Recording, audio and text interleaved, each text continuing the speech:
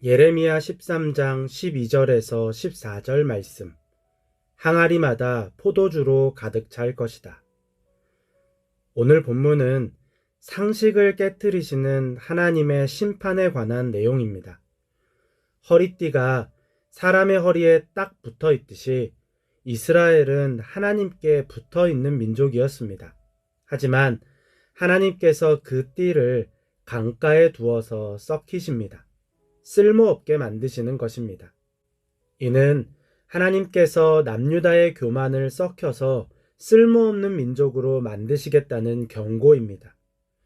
이어지는 오늘 말씀은 항아리마다 포도주가 가득 찰 것이다 라는 속담으로 시작합니다. 이 속담은 지극히 당연한 일, 누구나 아는 명백한 사실을 강조하는 의미입니다. 마치 하늘은 파랗다, 물은 위에서 아래로 흐른다와 같은 것입니다. 하나님께서 예레미야에게 이 속담을 하나님의 예언으로 전하라고 하셨습니다.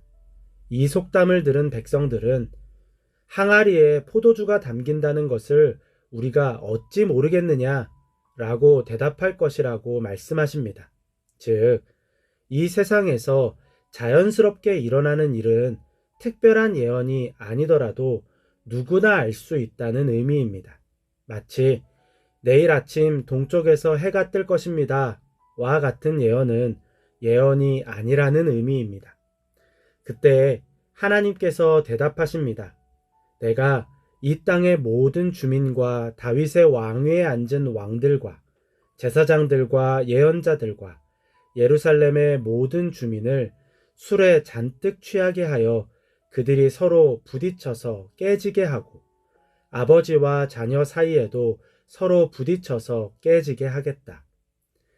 지극히 당연한 일이라는 의미의 속담이 완전히 다른 의미가 되었습니다.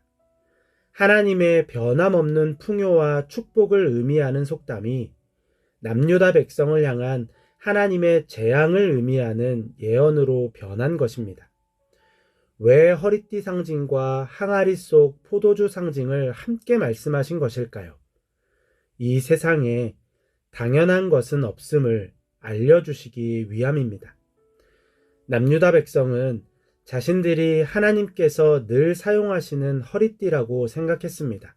그리고 항아리에는 포도주가 늘 가득 찰 것으로 믿었습니다. 하지만 실상은 전혀 달랐습니다. 그들은 이미 썩어버린 허리띠였습니다. 하나님께서 버리는 것이 되었습니다. 하나님께서 그들을 버리시니 그들의 항아리에 가득 찬 포도주가 그들을 즐겁게 하고 풍요롭게 하는 것이 아니라 부딪히고 깨뜨리는 것이 되었습니다. 당연하게 여겼던 축복과 평안이 깨진 것입니다. 이 땅을 살면서 우리가 누리는 축복과 평안은 당연하지 않습니다. 이 세상은 죄와 불법으로 가득합니다. 사람들로 인해서 일어나는 불법과 세상에 들어온 죄로 인해서 생겨나는 변수, 부조리가 가득합니다. 그렇기에 아무리 대비를 하고 노력을 해도 모든 재앙을 막을 수 없습니다. 인간은 불의와 부조리 앞에서 무기력합니다. 어떻게 무기력을 극복하고 이 세상을 살아갈 수 있을까요? 하나님의 생기, 생명력을 가져야만 살 수 있습니다. 하나님께서 무기력한 인간에게 생명력을 주십니다.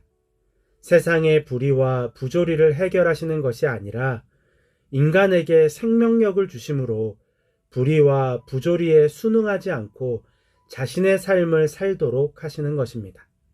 그때 우리는 하나님 안에서 쓸모 있는 존재가 됩니다. 영향력과 효율성을 높인다는 의미가 아닙니다. 영향력과 효율성을 넘어서는 존재가 되는 것입니다. 더 많은 능력을 가진 존재가 되는 것이 아닙니다. 하나님께서 사용하시는 존재가 되는 것입니다. 우리의 겉모습, 상황, 세상의 시선은 여전하지만 전혀 다른 존재로 사는 것. 바울이 고백한 나는 죽고 예수 그리스도가 사는 것입니다. 그런데 하나님께서 생명력을 거두실 때가 있습니다. 그때 우리는 불의와 부조리 앞에서 무기력한 존재가 됩니다. 모든 일에 실패하는 것이 아닙니다. 평범한 일상이 깨진 채 살아가는 것입니다. 거룩함이 깨지고 정결함이 깨지고 정직함이 깨지고 아름다움이 깨집니다. 그 결과 불의와 부조리로 인해서 거룩한 삶에 대한 열정을 포기합니다.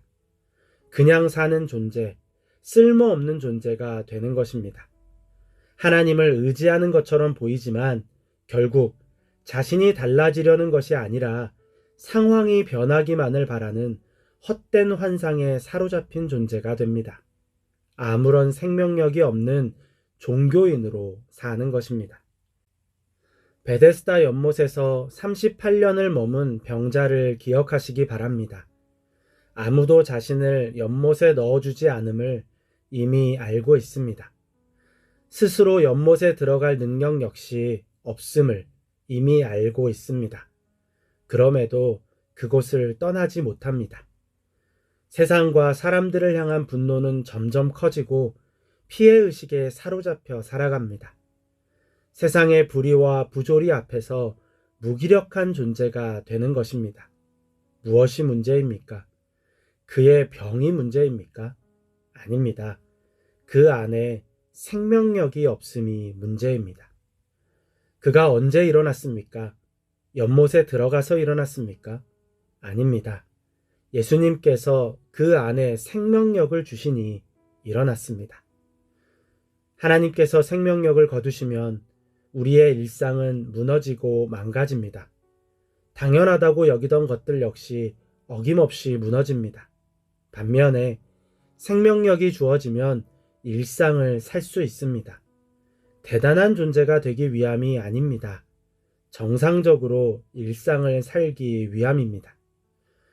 하나님께서 우리를 사랑하신다는 고백, 하나님께서 우리를 위해 십자가에서 죽으셨다가 다시 살아나셨다는 고백, 죽음 이후에 하나님의 심판과 영원한 나라가 있다는 고백은 우리의 생명과 연결된 중요한 고백입니다. 동시에 교회를 오래 다닌 사람에게는 너무나도 익숙한 고백입니다. 그래서 누군가 이 말씀을 전하면 너무 당연한 말씀을 전한다고 생각할지 모릅니다. 당연한 말씀이 아닙니다. 하나님의 생명력 안에서만 받아들일 수 있는 말씀입니다. 만약 하나님께서 생명력을 거두시면 이 말씀이 너무 당연해서 스쳐 지나가는 말씀이 됩니다. 영혼에 미치지 못한 채 귀만 스치고 지나가는 것입니다. 하나님의 생명력을 구하시기 바랍니다. 하나님의 생기가 우리 안에 임하기를 구하시기 바랍니다. 그때 진짜 살아있는 존재가 됩니다.